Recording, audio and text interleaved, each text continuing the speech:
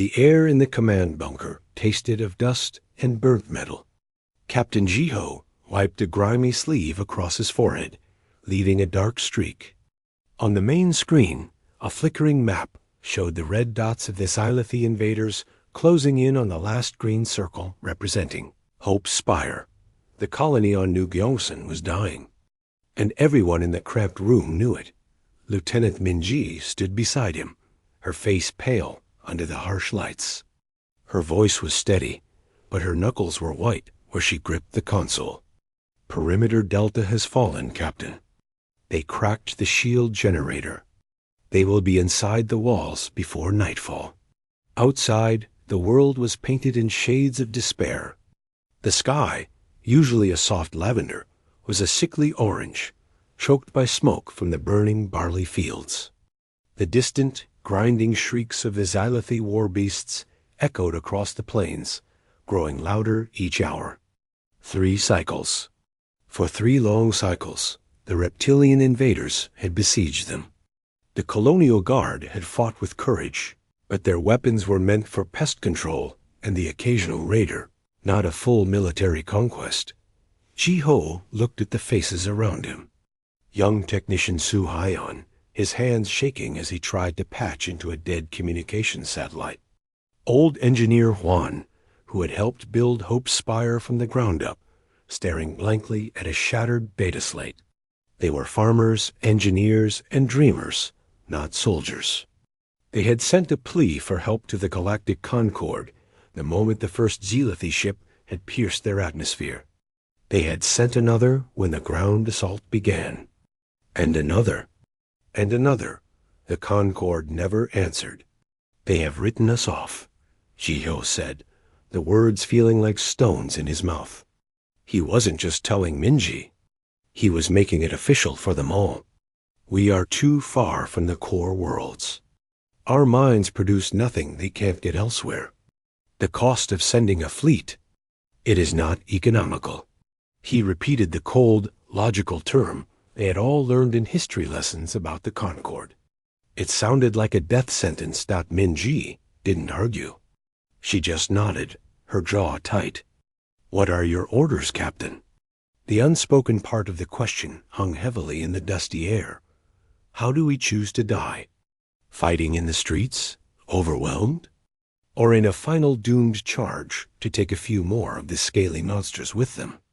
Jiho was about to give the order to prepare for close-quarters defense in the bunker, to make their last stand here, protecting the families huddled in the deeper shelters. He opened his mouth. A sharp electronic chirp cut him off. Su Hyon jerked in his seat as if shocked. Captain, I'm picking up something. Xylothi reinforcements? Minji asked, her hand moving to her sidearm. No, not Xylothi. It's a massive subspace distortion, right at the edge of the system. The energy signature. It's enormous. It's like nothing in the Concord databases. Su Hyon's voice was a mix of terror and wonder.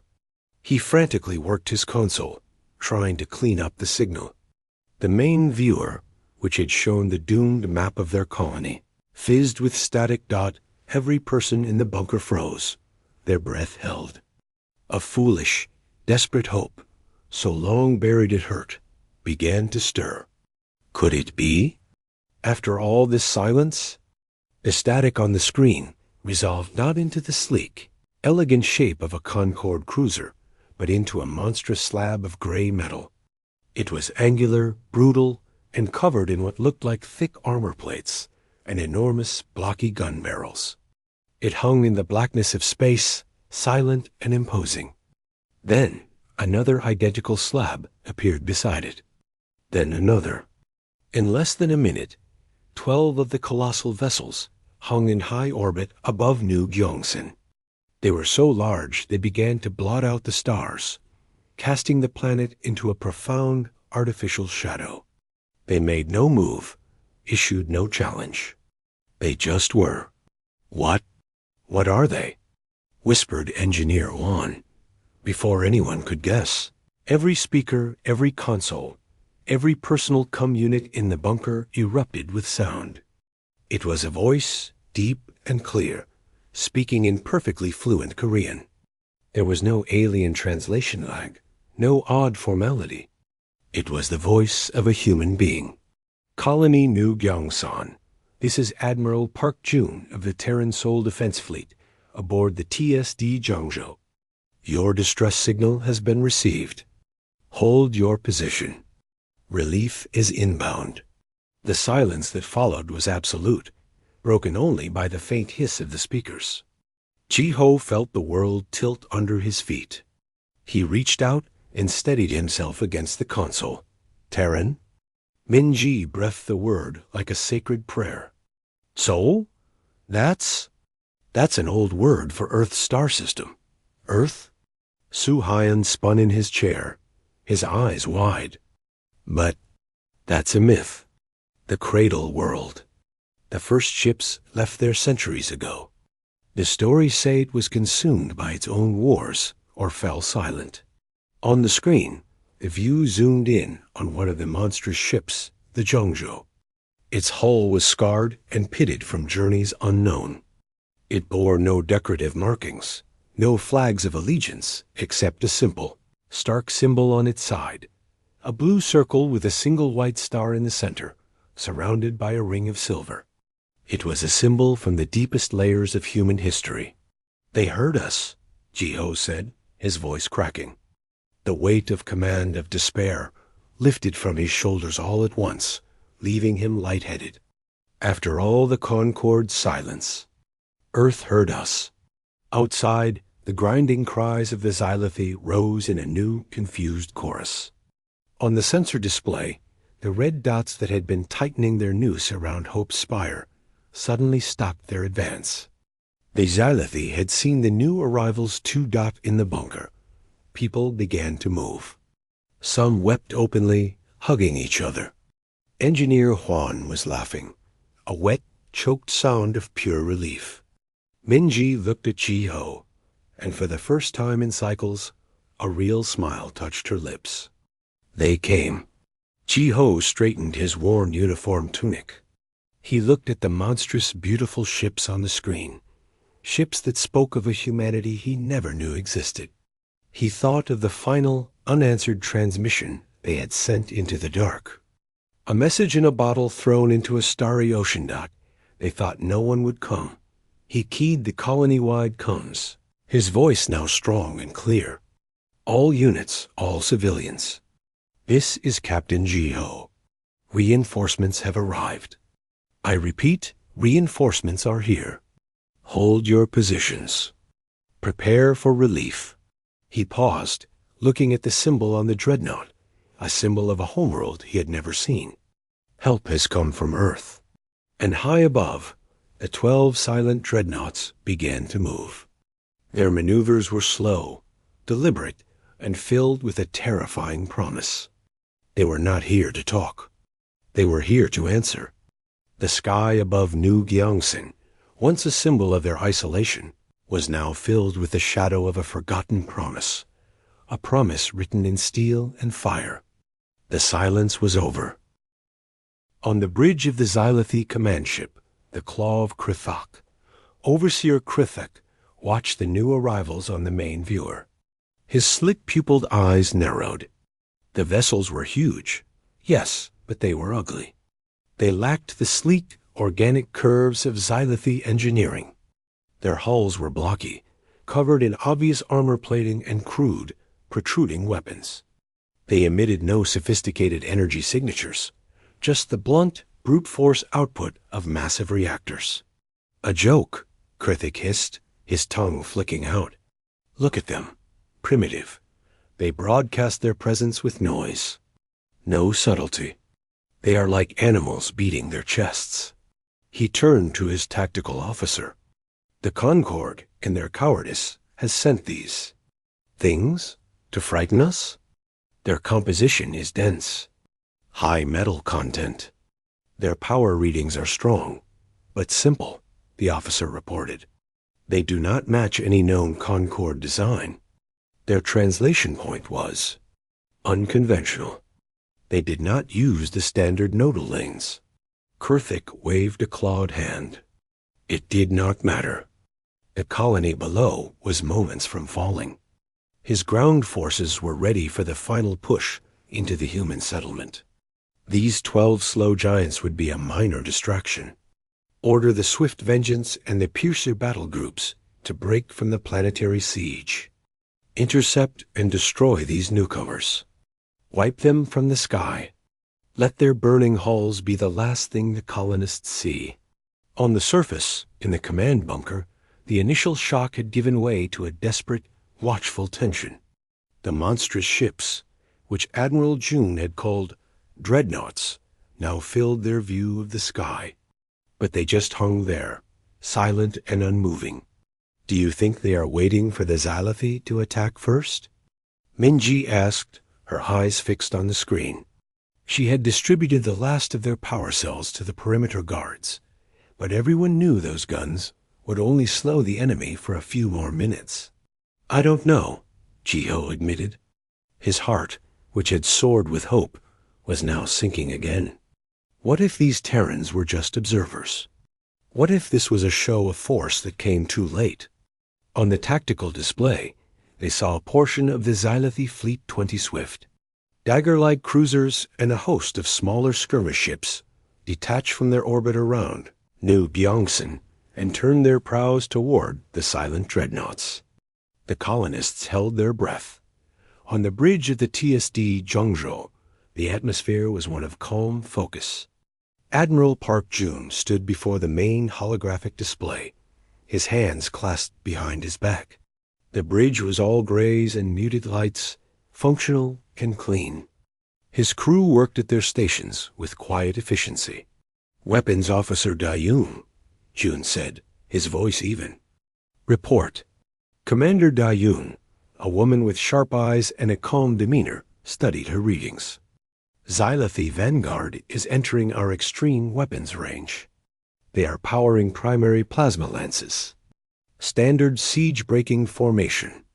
They are focusing their forward shields. Jun gave a small, almost imperceptible nod. He had seen this pattern before in the records of other fallen colonies. The Xylothi favored overwhelming first strikes. Activate the point defense network. Set magnetic accelerator cannons to firing sequence alpha. Let them make the first move. We will deliver the last. In space, the Xylothi ships gleamed under the distant sun. They fired. Dozens of brilliant green lances of superheated plasma, capable of melting through the hull of a Concorde battleship in seconds, streaked across the void. They struck the forward shields of the lead Terran dreadnoughts. On the colony bunker's screen, the view erupted in blinding light. Jiho flinched, expecting the dreadnought to be vaporized. But as the glare faded, the ship was still there. A shimmering blue barrier, hexagonal in pattern, had flared into existence directly in the path of the plasma bolts. The energy did not explode against it. It was absorbed, dissipated, and radiated away as harmless light. The shield held without a flicker. On the Xylothi command ship, Overseer Krufik leaned forward. Impossible. Their shield absorption rate. Recalibrate. Fire again. But the Terrans did not give them the chance. The dreadnoughts, which had been passive targets, now moved. It was not a swift dance. It was a slow, deliberate turn, like mountains deciding to change position. Along the flanks of the ships, massive barrels, each longer than a Xylothi cruiser, glowed with internal power. From the lead ship, the Zhengzhou, a single projectile was launched. It was not an energy beam or a missile.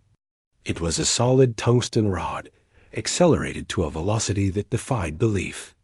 It crossed the distance in a blink. It did not target the Xylothi shields. It simply went through them.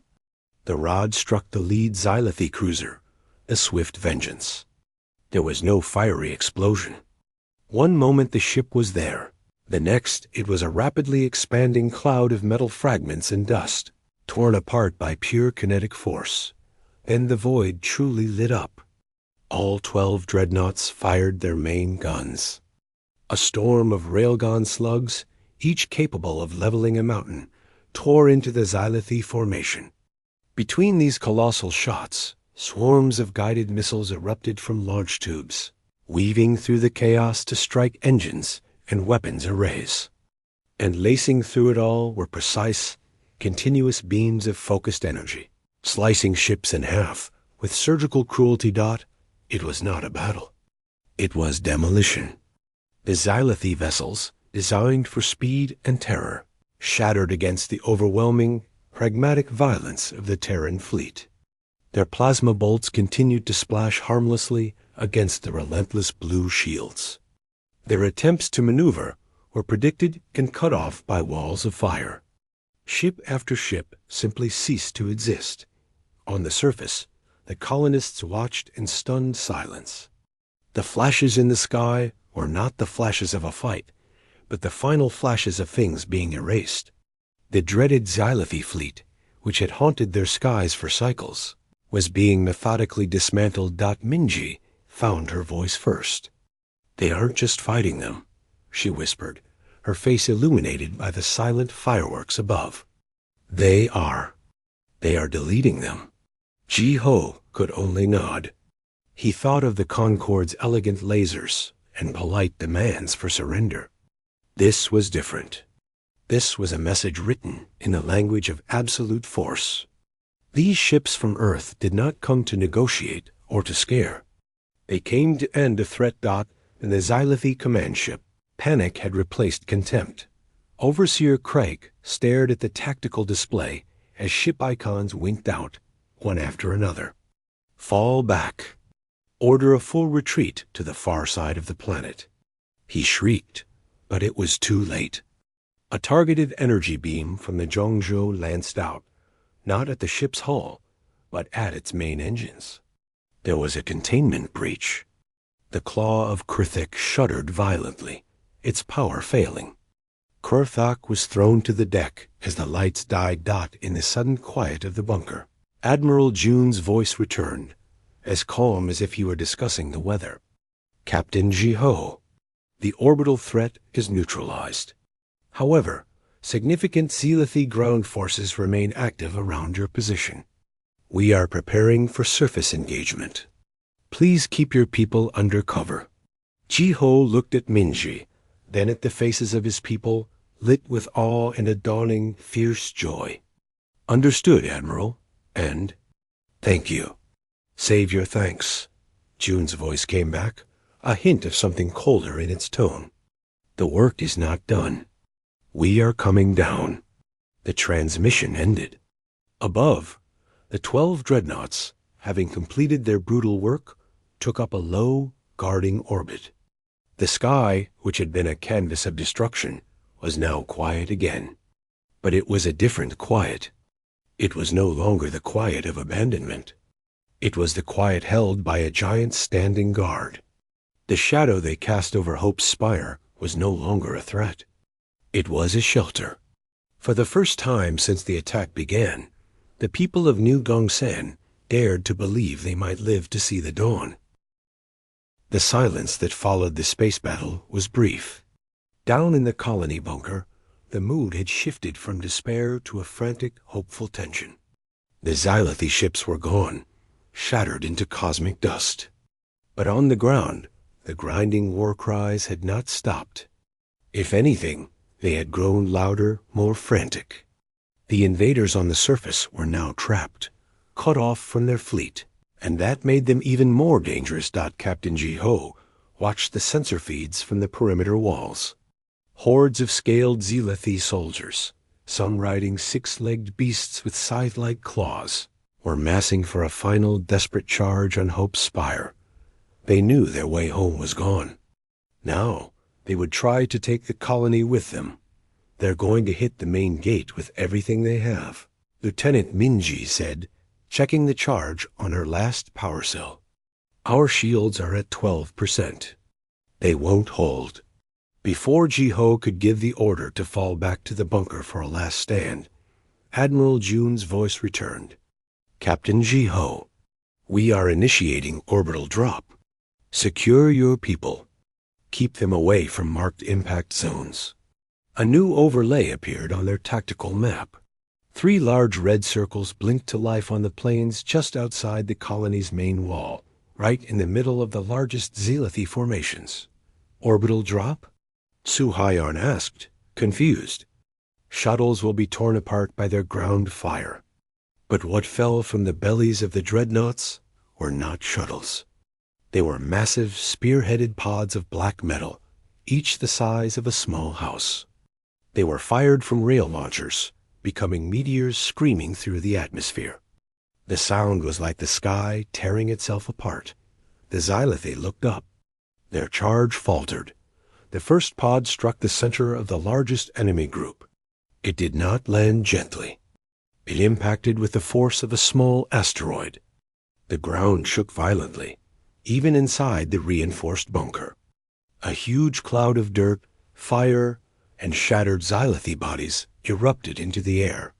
2 more impacts followed, perfectly placed, each one wiping out a key enemy staging area. Then the pods opened. They didn't have doors that swung out. Their armored shells exploded away in designed segments. And from the smoke and carnage, giants arose. First came the walkers. They were bipedal machines, 2 stories tall, their legs thick as tree trunks. Their gray armor was scarred and heavy. On their shoulders were massive rotary cannons, and in their arms they carried guns that fired shells the size of a man's torso. With a deep, mechanical whine, they stepped forward, their heavy feet crushing rubble and enemy alike. Their cannons began to spin, and a storm of fire tore into the disorganized Zealothi lines. It was less like gunfire and more like an industrial thresher moving through wheat dot. Behind the walkers came the Marines. They were not just soldiers in armor. They were encased in it. Their powered suits made them towering figures, moving with a strength and speed that seemed impossible for their size. Their helmets were blank, expressionless visors that glowed with a soft blue light.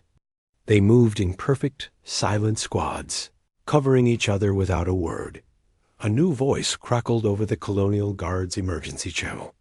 It was a man's voice, calm and professional. Colonial Forces, this is Sergeant Tay Schick, Karen 7th Drop Battalion. We are pushing to your main gate. Do not fire on blue markers. Provide suppressive fire on our flanks if able. On their helmet displays, Ji-Ho and his guards saw friendly markers' blue triangles appear on the battlefield, moving with terrifying speed towards the wall. You heard him. Ji-Ho shouted, keying his own comms. All units on the wall. Fire on anything that isn't a blue triangle. Give them covering fire. The Colonial Guard, their spirits ignited by the sudden, violent turn of events, rushed back to their posts. Their rifles seemed like toys compared to the weapons of the Terrans, but they fired with renewed fury, pinning down Zealothi troops trying to flank the advancing blue triangles. Ji-Ho and Min-Ji ran to a blasted section of the inner wall to see for themselves. The scene was unlike any battle they had fought. The Terrans did not scream or yell. They communicated in short, efficient bursts. A Zealothi beast charged a Marine. The Marine didn't dodge. He braced, took the impact on his armored shoulder, and drove a combat knife the length of his arm into the creature's skull before shoving it aside and continuing to fire. He saw a Marine, the name Hyeri stenciled on her shoulder plate, take a direct hit from a Zealothi plasma cannon. The blast knocked her back a step and scorched her chest plate black. She glanced down, a synthetic voice announcing, "Minor breach." Sealant applied. She then leveled her own weapon, a heavy, blocky rifle, and fired 3 rounds. The Zealothi gunner and his weapon disappeared in a small, violent explosion. Just a scratch. Her filtered voice muttered to no one in particular as she moved forward. The Terrans advanced in a methodical, rolling wave. The walkers provided overwhelming firepower, breaking any strong point. The Marines cleaned up what remained, their weapons making brutal work of the Xylothi armor. They used grenades that created fields of crackling electricity, immobilizing groups of enemies. They fired rockets that homed in on heat signatures within 20 minutes. The tide that had been about to break over Hope's Spire was not just pushed back. It was erased.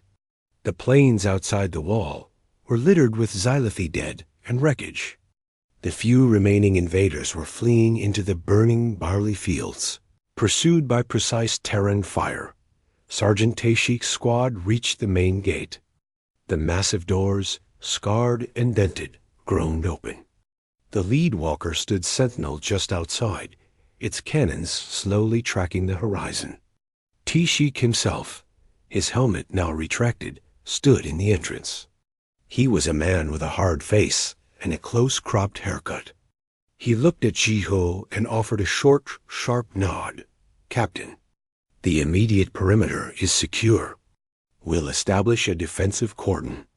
My medics will see to your wounded." His eyes swept over the tired, dirty, but hopeful faces of the colonists peeking out from behind barriers. "You can bring your people out. The area is safe." It was then that the true impact hit Ji-ho. The sounds of battle were gone, replaced by the low hum of tearing machinery and the distant crackle of fires. The air, which had been thick with the smell of ozone and fear, was clearing. He looked at Min-ji. She had tears cutting clean tracks through the grime on her face, but she was smiling. The colonists, hesitant at first, began to emerge. They stared at the towering walkers, the grim-faced but calm Marines, and the devastation that had been their enemy. Children pointed at the giants in gray armor, not with fear, but with wonder. Admiral Jun's voice came once more, this time for everyone to hear. "Colony New Gyeongsan. Ground forces are secured. The Xylothi army is broken. Begin recovery operations. Terran engineering units will arrive shortly to assist with critical repairs." As Ji-ho walked out through the ruined gate beside Sergeant Tashik, he looked at the sky. The dreadnoughts were still there, silent sentinels in the high atmosphere. Then he looked at the ground, at the Terran Marines already helping colonists to medical tents, sharing water, and securing the area with a quiet confidence. The rescue was not just a strike from the sky. It was here, on the ground, in the form of these silent, impossibly strong soldiers who had walked through hellfire to reach them. The iron rain had fallen, and it had washed away the nightmare. 2 days had passed. The air in Hope's Spire no longer smelled of smoke and blood. Instead, it carried the scent of ozone from Terran cutting tools and the damp, clean smell of earth turned over for new foundations. The colony's command center, once a bunker of last resort, was now a busy hub of coordination. Terrans in simpler dark gray fatigues worked alongside colonial engineers, their quiet efficiency a constant presence. Captain Ji-ho stood with Lieutenant Min-ji outside the newly repaired council hall. They watched a Terran engineering vehicle, a 6-wheeled beast of a machine, lift a shattered section of the outer wall and place a fresh, prefabricated composite panel in its place. The work took minutes. It would have taken their colony weeks.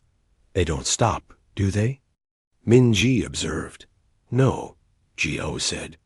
"They just get things done." A young Terran corporal approached and saluted. "Captain, Lieutenant, Admiral Jun is ready for you." They followed the corporal to a freshly established field tent near the center of the colony. It was spacious and stark, containing only a folding table, some chairs, and a large holographic projector. Admiral Jun was there, out of his heavy armor, wearing a simple black uniform adorned only with a few small insignia. He looked older under the tent lights, the lines on his face speaking of deep space and heavy decisions. "Captain Ji-ho, Lieutenant Min-ji," he said, gesturing to chairs. "Please, sit." They sat. Jiho felt a nervousness he hadn't felt even during the battle. This man commanded the fleet that had saved them. A fleet from a world of legend. Admiral June activated the holographic projector. A star map appeared, vast and detailed. A small blinking light marked New Byungsan, far out on a spiral arm. "You have questions," he stated. It wasn't a guess. Minji found her voice first. "You are truly from Earth? The original human homeworld?" "We are," June said. His finger traced a line on the map from a dense cluster of stars labeled Soul Core all the way to their lonely blink. "And we never left." "But the stories." Jiho began. "The first exodus. The generation ships.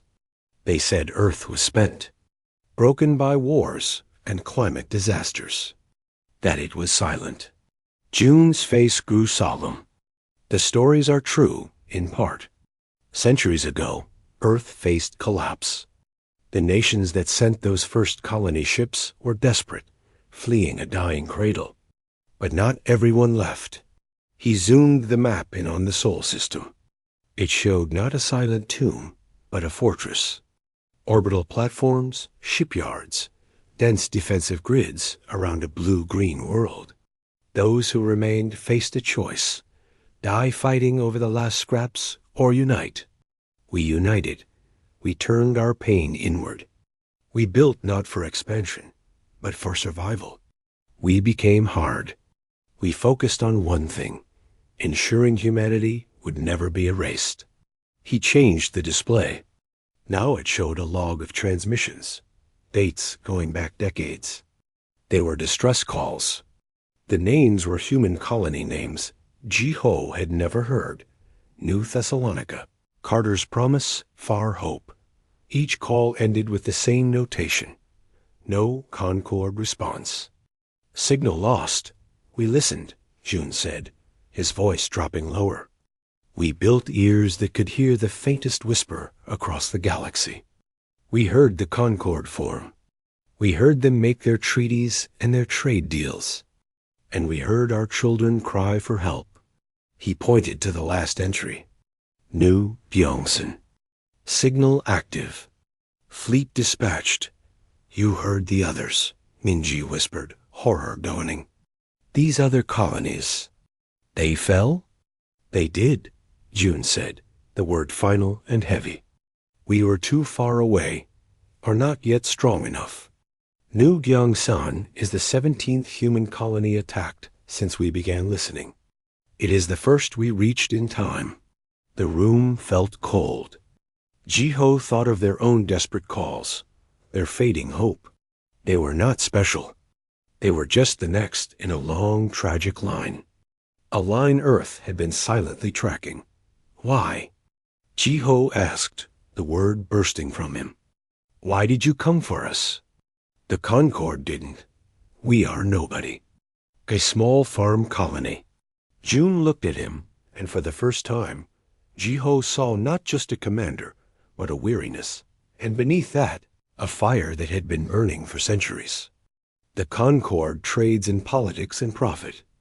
They calculate the cost of a warship against the mineral output of a world. Earth operates on a different calculus. He leaned forward, his eyes locking on theirs. "Our calculus is this: one human cry for help is one too many. One human child in danger is our business. You are not nobody. You are our sons and daughters. A branch of the family we thought was lost." He stood up, walking to the tent's opening. He looked out at the colony, where Terran medics treated colonists and engineers, worked side by side with farmers. The Concord believes humanity is scattered, weak, divided into little outposts that can be picked off one by one. They are wrong. We let them believe that. It was our greatest weapon, the weapon of being forgotten. He turned back to them. Until now, we have shown that weapon today. We came not because you are rich or strategic. We came because you are human. That is the only reason Earth will ever need. The revelation settled over Jiho and Minji. It was more profound than the dreadnoughts, more shocking than the power of the Marines. It was a philosophy, a promise carved into the soul of a civilization. They were not saved by a government. They were saved by family. What happens now? Minji asked. Now, June said, we make sure this never happens again. A Terran orbital station will be constructed. A permanent garrison will remain. The path to Earth is open to you. Your people can visit, trade, or even return home if they wish.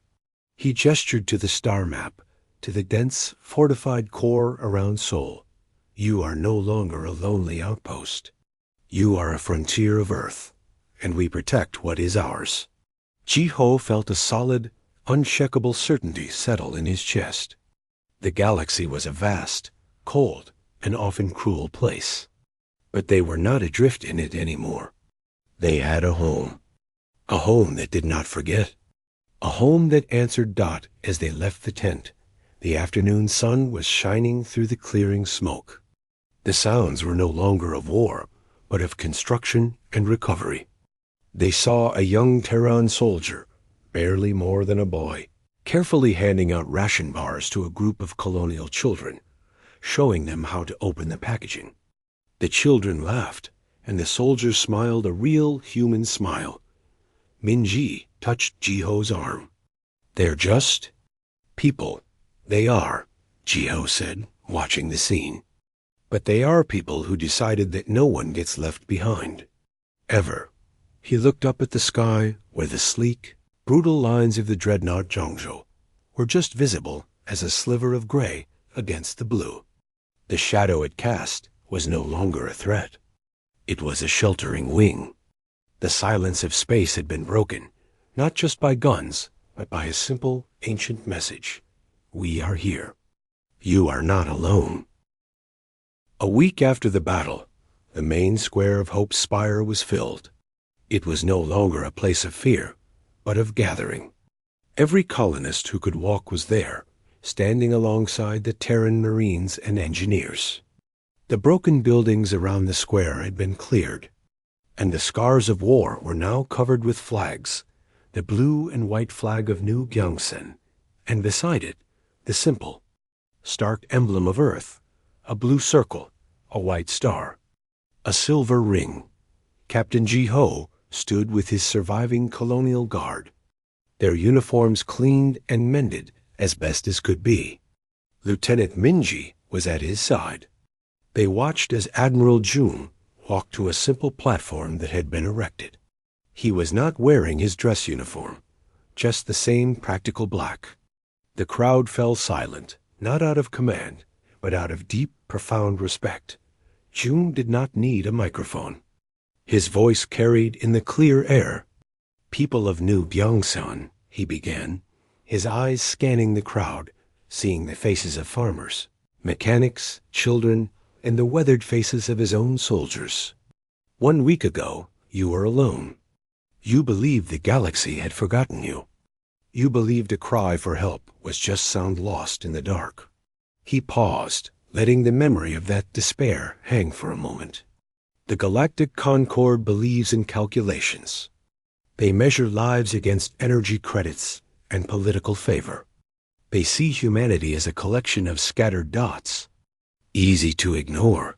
He gestured upwards to where the 12 dreadnoughts hung in a low, watchful orbit, their silhouettes visible like distant, gray mountains in the sky. Today, we offer a new calculation. His voice grew stronger, ringing with a conviction that seemed to vibrate in the very ground. From this day forward, any power that looks upon this world, that considers threatening its people, will make a new calculation. They will not just see a colony. They will see the shadow of Earth behind it. They will see our ships in your sky. They will see our soldiers beside yours. And they will know the cost of touching you is utter and complete ruin. A murmur, not of fear, but of fierce pride, rippled through the colonists. Jiho felt his chest swell. It was a declaration, not just of protection, but of belonging. You are not a forgotten outpost, June continued. You are a daughter world of Earth. Your courage, your resilience in the face of annihilation has proven your spirit. That spirit is the spirit of home. And from this day forward, the path between our worlds is open. You are welcome in soul. Our knowledge, our strength is yours. He then turned and nodded to Jiho and Minji, inviting them to join him on the platform. As they stepped up, June placed a hand on Jiho's shoulder. Captain Jiho, Lieutenant Minji, and all the people here, you held the line. You kept the light burning until we could find you. For that, Earth thanks you. From the side of the square, Sergeant Tashik and a squad of Marines brought forward a large, flat crate. They opened it. Inside, set in a frame of dark metal, was a polished section of hull plating. It was from the TSD Zhongzhou. On its surface, the battle honors of New Gyeongsan had been freshly engraved in both Korean and the blocky script of Terra, recording the date and the simple words, "They held, we answered, a piece of the ship that heard your call," June said. "Let it stand here in your square so no one ever forgets." As the colonists cheered, the sound raw and full of released emotion, the ceremony shifted. It was no longer just a speech. Terran engineers began distributing small, handheld devices to the colonial children's simple data slates, preloaded with educational programs about Earth's history, its culture, its stars. Medical officers announced the establishment of a permanent clinic with advanced equipment that could cure ailments the colony had long suffered. The Terrans weren't just occupying. They were integrating. They were sharing quietly and without fanfare. Later, as the sun began to set, painting the sky in colors of gold and purple, Jiho and Minji walked to the newly repaired eastern wall. The plains were quiet, the burnt fields already being plowed under by Terran agro-machines. Above, the running lights of the dreadnoughts began to glow like gentle, watchful stars. "It's over," Minji said softly, not as a question, but as a fact she was still learning to believe. "It's different," Jiho corrected her gently. "The fear is over. The being alone is over." He looked at the Terran soldiers walking the wall, nodding to them as they passed. "Now we have to learn what it means to not be alone." In orbit, Admiral June stood on the bridge of the Zhongzhou, looking down at the planet. The blue and white world was now dotted with the tiny lights of colonies and the brighter points of Terran ground bases. Commander Daeun approached him. "The first supply convoy from Seoul has translated at the system's edge, Admiral. They bring the prefabricated sections for Orbital Station 1. "Good," June said. "See, they are guided in. I want the station operational within the month. This system is now under Terran Protectorate status. Announce it on all frequencies. Use the new Gyeongsan battle footage." "The Concorde will protest," Daeung noted. A faint, hard smile touched June's lips. "Let them. For centuries, they have written the story of humanity as one of fragmentation and weakness. It is time to edit that story." He turned from the view. "The silence of Earth is broken. Now let the galaxy hear our voice." On the surface, night fully fell. The stars came out, but they were no longer just points of distant light. They were now points of possibility. For the first time, the people of New Gyeongsan looked up and saw not an empty, hostile void, but a highway home got G-Ho stood with Minji. Looking at the piece of the Zhongzhou now mounted in the square, illuminated by a soft, permanent light. The engraved words glinted. They held. We answered. He thought of the last desperate transmission. The static. The feeling of the entire universe turning a deaf ear. They thought no one would come. He said, his voice barely a whisper in the cool night, ere Minji took his hand, her own voice strong and clear. Now everyone will know.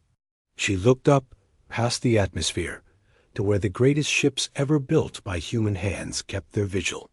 When humanity calls, Earth answers, and heaven itself will wear the gray of dreadnoughts. Above them, the silent mountainous shapes of the Terran fleet hung in the sky, their shadows a promise etched across the stars. The long night was over. A new day had dawned under a sheltered sky.